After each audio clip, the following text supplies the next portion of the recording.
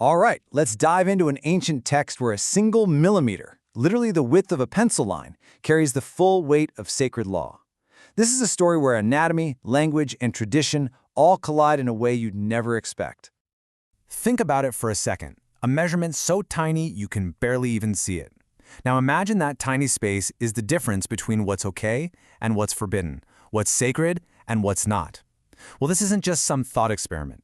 For the ancient sages of the Talmud, this was a very real, very serious debate. Yeah, for the rabbis, this wasn't just hypothetical. It was a high-stakes legal puzzle that had real-world consequences. So let's step into their world and see if we can unravel this thing. So our story really kicks off with one of the most fundamental practices in Jewish law, shechita, or ritual slaughter. Now, the question sounds simple, right? Where exactly on an animal's neck do you make the cut for it to be considered kosher? Well, as we're about to find out, the answer is anything but simple. You know how every huge debate has that one spark, that one statement that just gets the whole thing going? Well, in our case, it came from a sage, Rabbi Shimon ben Lakish, who made a ruling that his colleagues thought was, let's just say, a little too lenient. And there it is. That's a pretty sharp critique from Rabbi Yoḥanan, who was one of the leading sages of his time. See, Rabbi Shimon ben Lakish had permitted a cut at the very tip of a specific cartilage in the neck. For Rabbi Yoḥanan, this was just going way too far, pushing the boundaries right into forbidden territory. And that one criticism, it lit the fuse on a debate that would last for centuries. Okay, so to really understand what they're arguing about, we need to meet the key players, and I'm not talking about the rabbis. The whole argument really comes down to three specific pieces of cartilage in the throat. So let's get a closer look. First up, you've got the thyroid cartilage. You can think of this as the main landmark of the throat.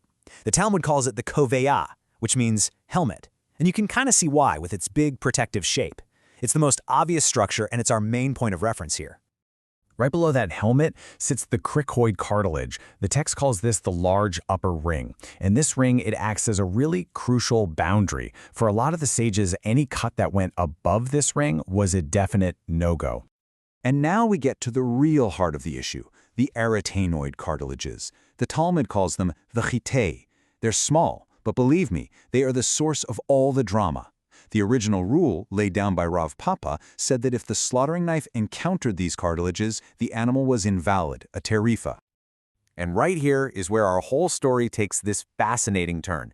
We pivot from anatomy to linguistics, because the entire debate hangs on that one little word, encountered.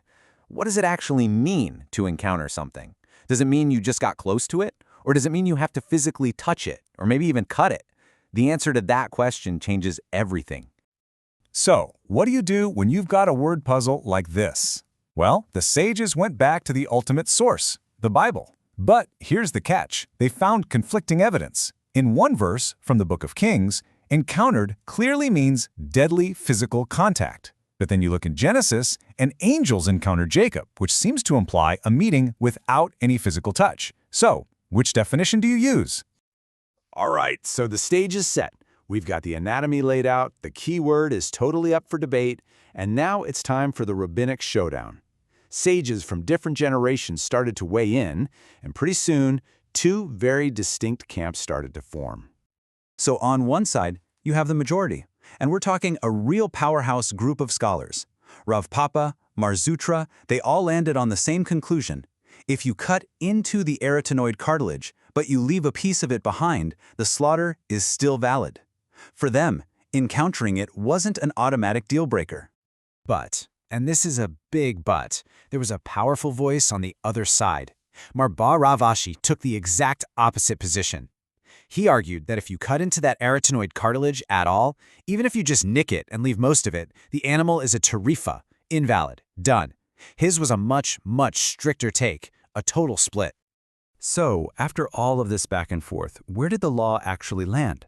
I mean, in the Talmud, debate is great. It's essential. But at the end of the day, you need a practical ruling, the halakha. That's the whole point. So let's see how this centuries-long argument finally got settled. And there it is, the moment of truth. The final word is actually crystal clear. The law states that a cut made from the incline of the thyroid cartilage, the helmet, and downwards is valid. It gives you a definite anatomical landmark that just cuts right through all that ambiguity. Finally, a clear, actionable rule. So here's how the puzzle is solved.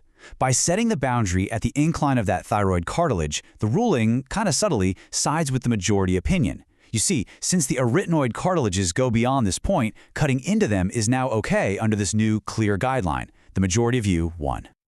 But wait, the story isn't quite over. Just when you think it's all wrapped up with a neat little legal bow, the Talmud throws this fantastic curveball at us. It's a story that really makes you think about what it even means to be an expert. So get this, a sage named Rav Nachman makes this exact ruling in a real-life case.